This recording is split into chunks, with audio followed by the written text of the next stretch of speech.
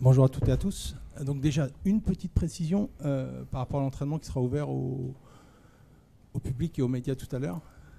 Il y aura 24 joueurs sur le terrain.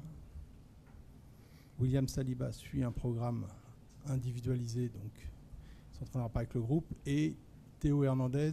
Non, Bertrand. Non, il n'y a pas de... C'est prévu. Et Théo Hernandez est ménagé. Mais pas d'inquiétude. Voilà. Donc, comme d'habitude, vous me faites signe, votre prénom, votre nom, le nom de votre média, et vous posez votre question à Lucas, qui répond... En français. En français.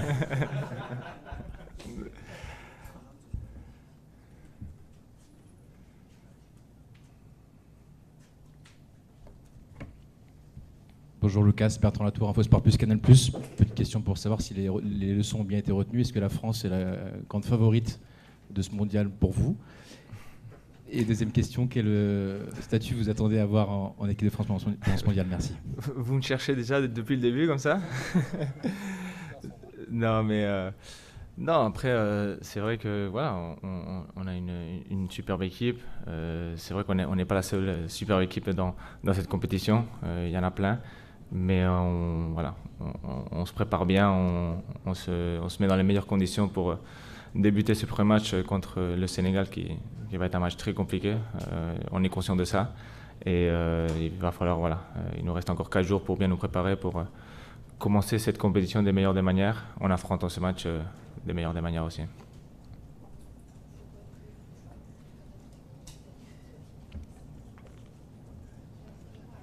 Bonjour Lucas, Jean-François Pérez pour le JDD. Je reste un peu sur la tonalité de mon camarade, peut-être un peu plus convivial. Ok, la France a une des meilleures attaques du monde, pas la meilleure, mais une des meilleures. Qu'est-ce que tu dirais de la défense? Où elle en est aujourd'hui? Quel est son niveau? Qu'est-ce que tu attends d'elle et de toi pour cette Coupe du Monde? Merci. Ça soit, comme j'ai toujours dit, je suis très confiant de cette équipe. Ça soit les gardiens, les défenseurs, les milieux, les attaquants. J'ai confiance dans tous mes coéquipiers. Personnellement, individuellement, c'est sûr que les défenseurs qu'on a, c'est des défenseurs de très haute qualité, très bonne qualité.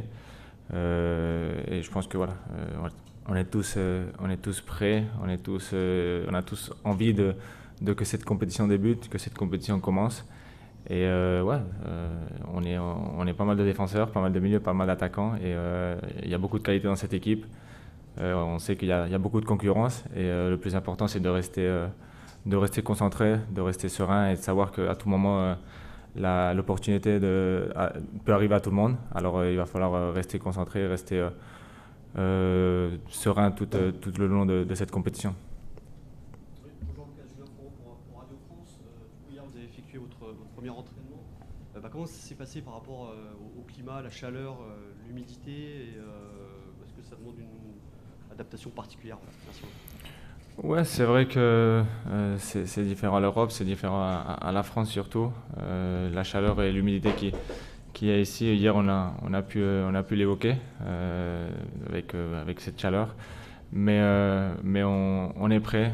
Il y a eu pas mal de joueurs que l'année dernière ont joué la Coupe du Monde des clubs. Ils savent à quoi ils s'attendent.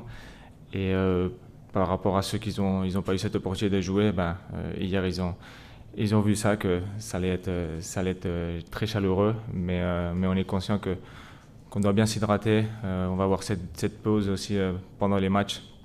À la mi-temps de chaque première mi-temps et la deuxième mi-temps. Du coup, ça va permettre aussi de nous hydrater, de nous rafraîchir et de continuer la compétition et de donner le plus grand spectacle possible à vous, les journalistes et à vous, les supporters aussi. Bonjour Lucas, Anthony Clément de l'équipe, ici. Ouais.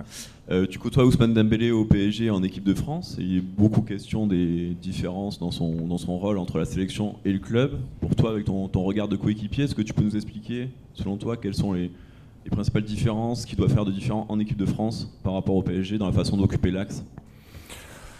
Ouais, c'est vrai que bon, par rapport à ce qu'il a proposé tout ce temps-là au Paris Saint-Germain, il nous a fait un bien extraordinaire. Ici, avec l'équipe de France aussi, c'est sûr qu'à Paris, le coach lui donne toute la liberté du monde. Ici aussi, mais voilà, c'est sûr que c'est à lui voilà, de trouver les meilleures solutions pour prouver sur le terrain que c'est le meilleur joueur du monde. Je suis à côté de lui tous les jours en club et ici en sélection aussi. Mais ouais, c'est vrai que ici en sélection, peut-être qu'il n'a pas toute la mobilité, toute cette libre mobilité qu'il a en club, mais c'est un joueur extraordinaire et qu'il va nous faire du bien aussi dans ce rôle et dans cette position en équipe de France. Bonjour Lucas, Dominique Sévrac, le Parisien. Est-ce que l'équipe de France a quelque chose à prendre ou à apprendre du PSG ?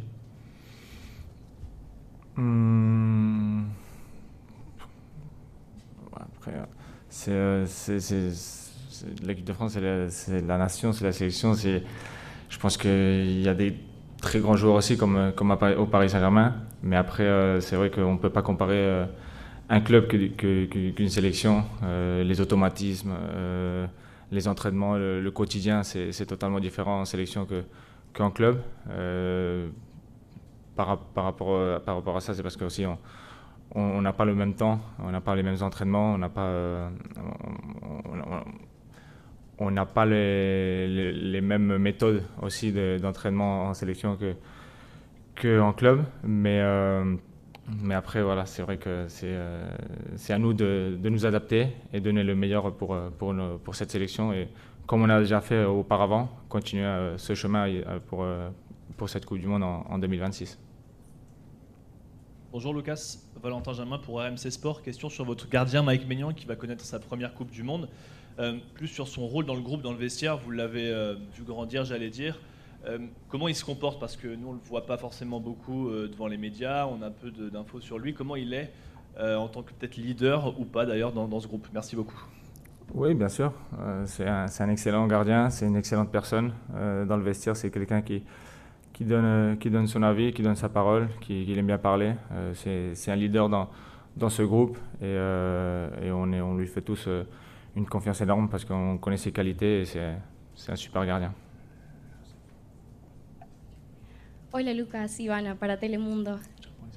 Quería preguntarte, primero que todo, bueno, sabemos que Francia es una selección favorita para que gane la Copa Mundial. ¿Tú crees que eso le pone más presión a ustedes los jugadores y al equipo?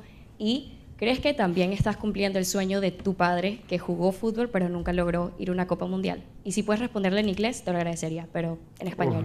Inglés. No pasa nada, en español está perfecto. ¿Se responde en español o en francés? En español, ok.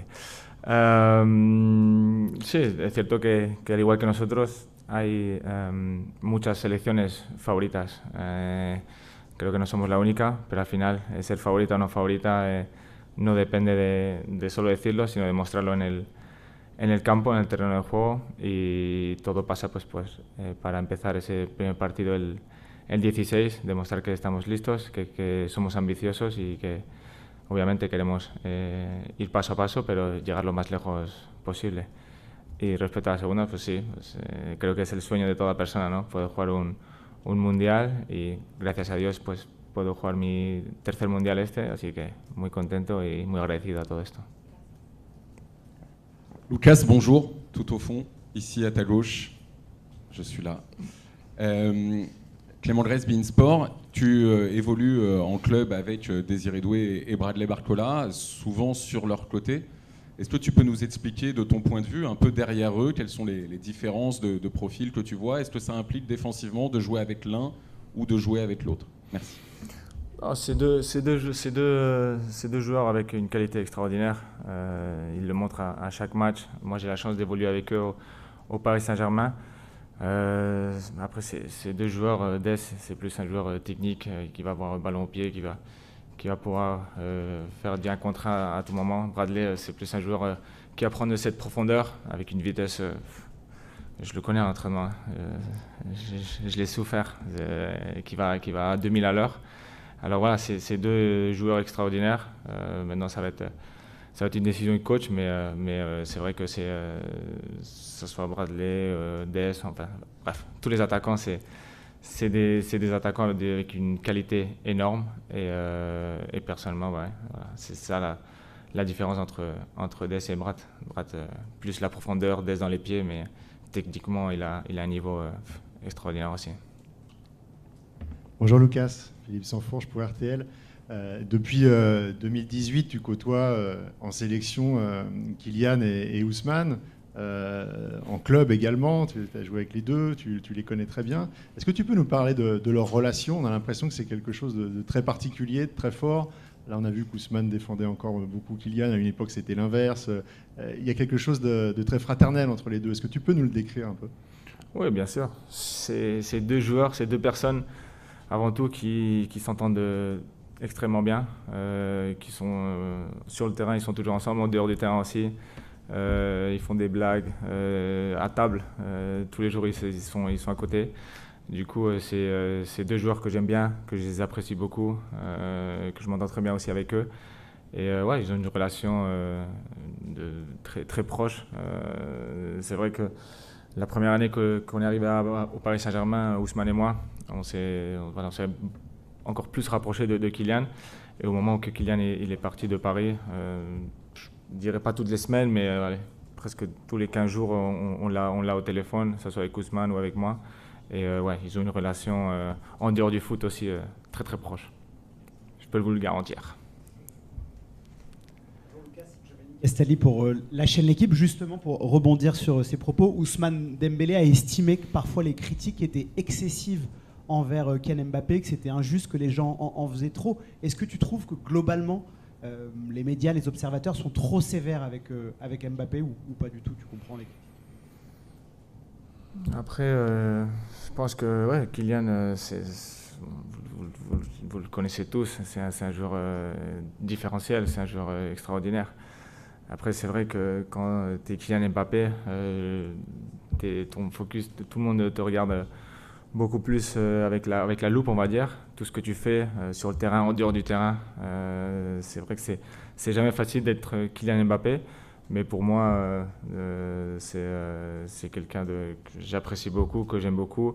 Et je sais que là, il est à 100% motivé pour commencer cette Coupe du Monde. J'étais pas là pendant la préparation, mais ils m'ont dit voilà, qu'il s'est très bien préparé. Et même là, aux entraînements, on le voit qu'il est très motivé. Il a envie de commencer cette compétition. Et tous les critiques qu'il a pu avoir pendant toute cette saison, je pense qu'il va bien les taire. Bonjour Lucas, Léo Huisman de l'agence France Presse. Tu fais partie des champions du monde 2018.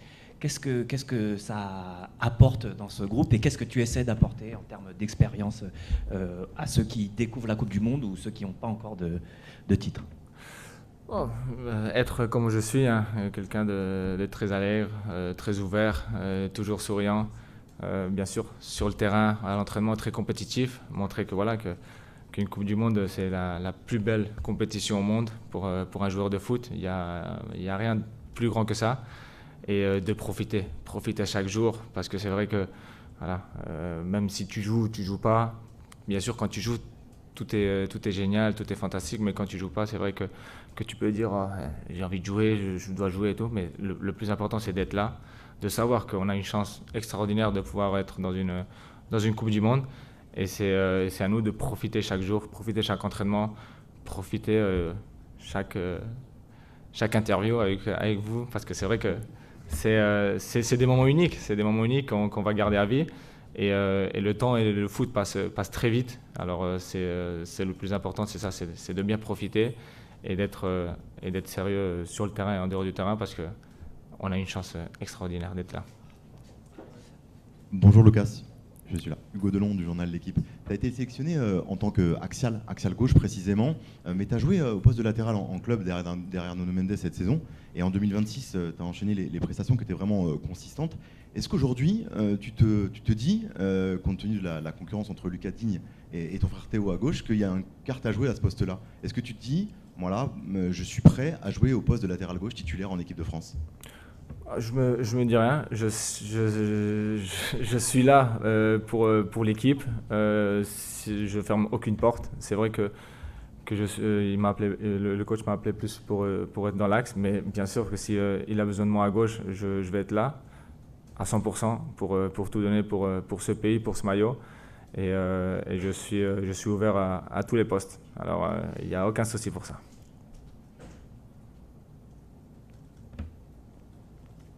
Bonjour Lucas, Stéphane Bianchi du Parisien. On a parlé de quasiment tous les attaquants qui pourraient débuter, excepté Michael Olise. Tu l'as affronté, tu le connais un petit peu, tu le côtoies en sélection. Est-ce que tu pourrais nous aider à décrypter un petit peu le personnage qu'il est et assez discret? Et est-ce que tu penses que ça peut être à lui aussi son été? Il fait une saison assez folle.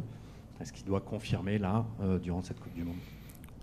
Et c'est vrai que Michael, c'est quelqu'un d'un peu plus discret, mais quel joueur. Franchement, je l'ai affronté cette année avec le Paris contre le Bayern. Je l'ai vu jouer parce que j'étais sur le banc. Quand je suis rentré, je savais que c'était un joueur différent. C'est un joueur qu'il ne faut pas lui donner une seconde parce qu'à tout moment, il peut faire la différence. Maintenant, j'ai la chance de l'avoir en sélection. Et maintenant, c'est le moment de profiter de lui parce que c'est un excellent joueur aussi. Comme je l'ai dit au début, on a une attaque exceptionnelle. J'ai parlé d'Ousmane, j'ai parlé de Kylian, je peux parler de Michael, je peux parler de Ryan, je peux parler de JP qui va venir après.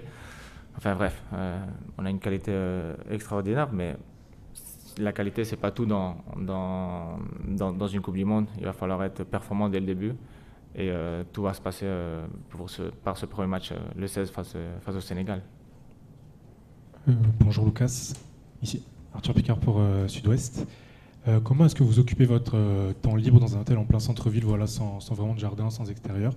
Et par rapport à 2018 et 2022, des compétitions que tu as connues, c'est quoi la grande différence au quotidien? Après, chacun se connaît, chacun a ses habitudes. C'est vrai qu'on a beaucoup d'espace. L'hôtel, il est très bien avec tout ce qu'il nous faut, des salles pour être entre nous, pour jouer aux cartes. Chacun a des belles télés pour jouer à la play, parce qu'il y en a pas mal qui jouent à la play ici. Mais sinon, ouais, on a un bon camp de base, on va dire. Avec tout ce qu'il nous faut, une belle salle de gym, une cryothérapie, on a tout à notre disposition. On est dans les meilleures conditions et maintenant c'est à nous de répondre présent sur le terrain et rendre tout ce qu'ils nous ont donné en dehors du terrain pour montrer que tout ça aide. Il y a un petit plus pour nous. On va prendre une dernière question avec Grégory Schneider de Libération. Oui, ici. On se doute bien que vous ne rentrerez pas dans le détail, mais quand même, dans les grandes lignes, comment joue l'équipe de France? Dans les quoi? Comment joue l'équipe de France? Parce qu'on a l'impression d'une équipe qui sait un peu tout faire, qui est difficile à prendre, qui est à la fois forte en transition, mais qui aime bien avoir le ballon. On a du mal à lui donner un visage, en fait. Quels sont les grands principes qui guident défensivement et offensivement l'équipe? Je pense que l'équipe de France a tout, vous l'avez dit. Défensivement, on est une équipe très solide, très costaud. Offensivement, une équipe qui a beaucoup de danger aussi. Après, aussi, c'est à nous de nous adapter à l'équipe qu'on a en face. Si c'est une équipe qui veut avoir la possession, on se sent très bien parce que défensivement, on est une équipe très solide et qu'on a beaucoup d'aide, avec que ce soit les milieux ou même les attaquants qui nous aident beaucoup défensivement. Et après, si c'est une équipe qui joue plus défensivement, on a la qualité aussi pour garder le ballon, pour avoir la possession et pour essayer de faire du danger. Mais c'est vrai qu'on a une équipe très complète et je pense que c'est une très belle force pour nous. Merci Lucas. Super. Qui viendra vous revoir avec grand plaisir. Et on va enchaîner avec Jean-Philippe Mateta. Merci. Ciao, ciao.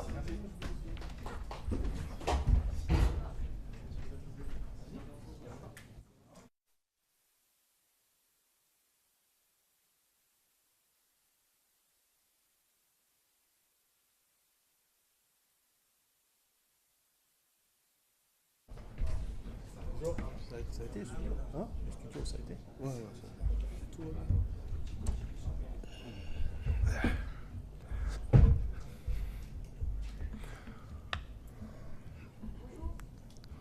Bonjour Jean-Philippe. Laetitia Simoes de Bonjour. M6. C'est votre première Coupe du Monde. Comment vous vivez ces premiers instants depuis que vous êtes arrivé? Comment vous vous sentez dans le groupe? Et comment vous appréhendez le premier match qui arrive bientôt? Non, franchement, je suis très content d'être parmi le groupe. Et il y a une bonne ambiance dans le groupe et tout se passe bien.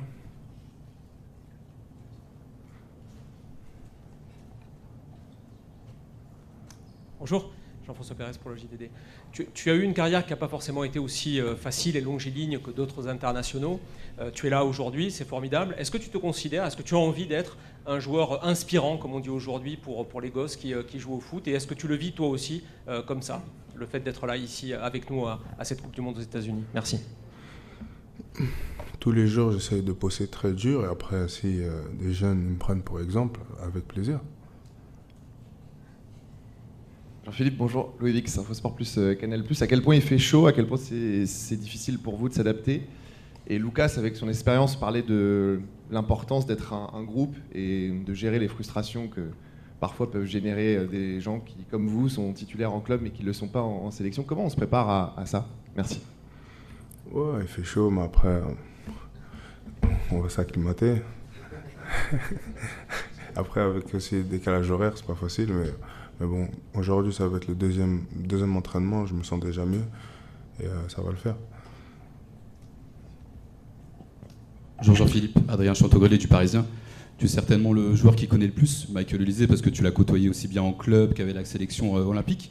Est-ce que tu peux un peu nous le faire découvrir humainement, personnellement? Qu'est-ce qui se cache derrière vraiment ce garçon que le grand public apprend à découvrir sur le terrain, mais un peu moins en dehors? Merci. Non, Michael Olise, c'est un bon gars. C'est un bon gars. Je rigole beaucoup avec lui. Je le connais depuis qu'il a, je crois, 19 ans, je crois. Ouais, on a une bonne relation. Bonjour Jean-Philippe, Damien Degore, l'équipe. Ici. Tu as vécu un début d'année 2026 un peu contrarié avec ce transfert avorté à Milan, un retour à Crystal Palace où tu joues moins. Est-ce que tu as eu peur de passer à côté de cette Coupe du Monde? Quand j'ai su ma date de retour sur le terrain, je savais que j'allais avoir une chance et je l'ai saisie. Hello, Andrea Ramazzotti, Gazzetta dello Sport from Italy. You won the past Conference League and you played the fantastic end of the season, so you are here and happy. But have you ever thought... Je peux traduire ça. Je peux répondre en anglais. About what could happen if in the past January you would leave Crystal Palace and go to AC Milan? Je réponds en français ou en anglais? La traduction, c'est ça. Vous avez eu une saison très bien au début. Et comment vous pouvez expliquer la fin de saison compliquée? Tu peux répéter la question? En anglais, s'il vous plaît. Ouais. Répétez la question en anglais, s'il vous plaît. C'était très long. Non, parce que tu me parlais, je fais attention. Réponds. Répète. You won the past Conference League with Crystal Palace and you played the fantastic end of the season, so you are here. But have you ever thought of about what could happen if in the past January you would left Crystal Palace and go to AC Milan? You were very close to AC Milan. Ok. Traduis vous ça. avez joué. Yeah. Vous avez joué super bien pour la Conference League. Vous avez fait une super fin de saison. Et maintenant, vous êtes ici. Est-ce que vous pensez parfois comment votre vie serait différente si vous avez quitté Crystal Palace en janvier et parti à AC Milan? Ah oui, je sais. Janvier, c'était vraiment busy. C'était vraiment un moment difficile pour moi. Mais bon, ça s'est bien passé. Maintenant, je suis à la Coupe du Monde et je pense à la France maintenant.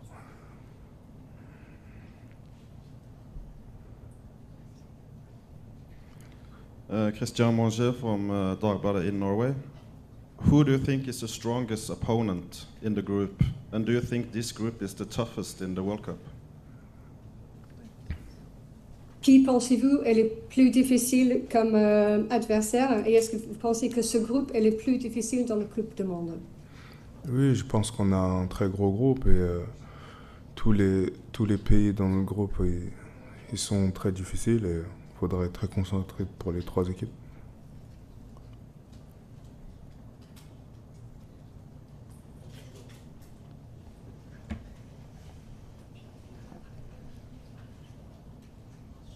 Bonjour, Julien Thomaville des DNA. Lucas nous disait, quand on participe à une Coupe du Monde, il faut savoir en profiter, même si on a peut-être un peu moins de temps de jeu. Est-ce que c'est possible ça, quand on est peut-être remplaçant, voilà, de profiter à fond quand même d'un événement comme celui-là?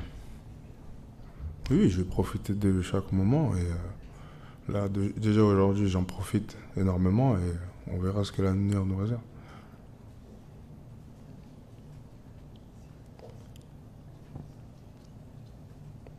Bonjour Jean-Philippe, Alexandre Carré pour beIN Sport. On vous présente souvent comme un attaquant de surface. Est-ce que vous trouvez ça réducteur? Comment vous voyez? Et qu'est-ce que le sélectionneur vous demande lorsqu'il vous fait entrer sur le terrain ou à l'entraînement? Non, je trouve pas ça réducteur. C'est quoi la deuxième question que tu as eu? Comment vous définissez quel est votre style de jeu selon vous? Et quelles sont les consignes de votre entraîneur lorsqu'il... Mon style de jeu, je suis un attaquant grande taille qui peut garder les ballons, qui peut prendre aussi la profondeur, qui peut marquer quelques buts aussi. C'est ce que le coach me demande. Bonjour, Yves Leroy pour le journal L'Équipe, juste en face de vous.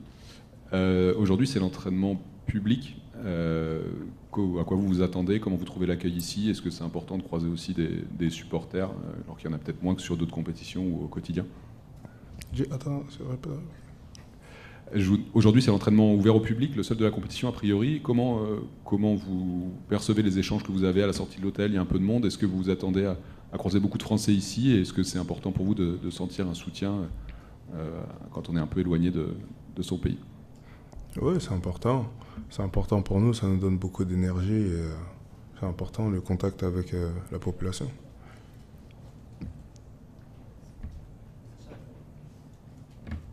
Bonjour Jean-Philippe, Denis Ménétrier pour Le Monde. Les 2 premières saisons que vous avez, alors ces dernières années vous avez pas mal marqué avec Crystal Palace en première ligue, mais les 2 premières saisons vous avez un peu moins marqué. Quel a été le déclic qui vous a permis de vous imposer, de plus marquer en première ligue? Est-ce qu'il y a eu un moment particulier, je sais pas, une pré-saison où ça a plus fonctionné qu'avant? Le changement, c'est que je joue. Les 2 premières saisons, je jouais pas beaucoup. Et les 3 dernières saisons, ils m'ont plus mis titulaire. C'est pour ça que j'ai marqué plus de buts. Bonjour Jean-Philippe, au fond, Clément Grèce, beIN Sport. Avec Kylian Mbappé, avec Ousmane Dembélé, avec Ryan Cherki, avec Bradley Barcola, avec Désiré Doué, bref, tous les attaquants qui vous entourent. Est-ce que vous avez déjà évolué dans une équipe avec un tel potentiel offensif, avec autant de talent? Est-ce que parfois vous vous dites à l'entraînement, waouh, c'est impressionnant? Non, j'ai jamais évolué avec autant de talent. C'est pour ça maintenant j'en profite et c'est que du bonheur. Bonjour Jean-Philippe, ici Arthur Picard pour Sud-Ouest. Vous avez connu avec l'équipe de France les Jeux Olympiques avec des camps de base à Clairefontaine, à Aix. Là vous êtes basé dans un hôtel en centre-ville. Comment on s'adapte au quotidien à ce changement de configuration? Non, il n'y a rien qui change pour nous. En tout cas moi personnellement, il n'y a rien qui change. On est dans notre bulle et tout se passe bien.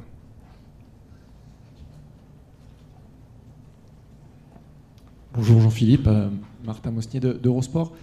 Est-ce que tu peux nous raconter un peu comment Ryan Cherki est dans le groupe? On le voit beaucoup sur les vidéos qui tournent, il fait pas mal de bêtises. Quelle ambiance il met dans le groupe, Cherki? Non, Ryan Cherki, il est très important pour le groupe. C'est un bon gars, il aime bien déconner et c'est bien pour tout le monde.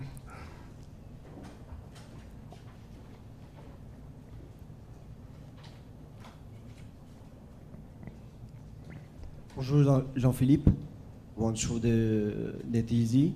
Je voulais vous demander juste avant début de stage, vous avez fait beaucoup de travail physique et là il fait très chaud ici. Comment vous vous sentez physiquement? Non, je me sens bien. Et je suis arrivé un peu tard en équipe de France dû à la finale de la Conference League. Et arrivé ici, la température, elle est quand même, il fait très chaud. Mais avec le temps, ça va passer. Bonjour Jean-Philippe, Valentin Jamin pour RMC. On a parlé un petit peu de votre statut, de votre style de jeu. Mais la personne Jean-Philippe Mateta, c'est qui? C'est quelqu'un de blagueur, de calme, de sérieux, d'ambianceur? Comment vous vous décririez, s'il vous plaît? Merci. J'aime bien rigoler. C'est important, j'aime bien rigoler.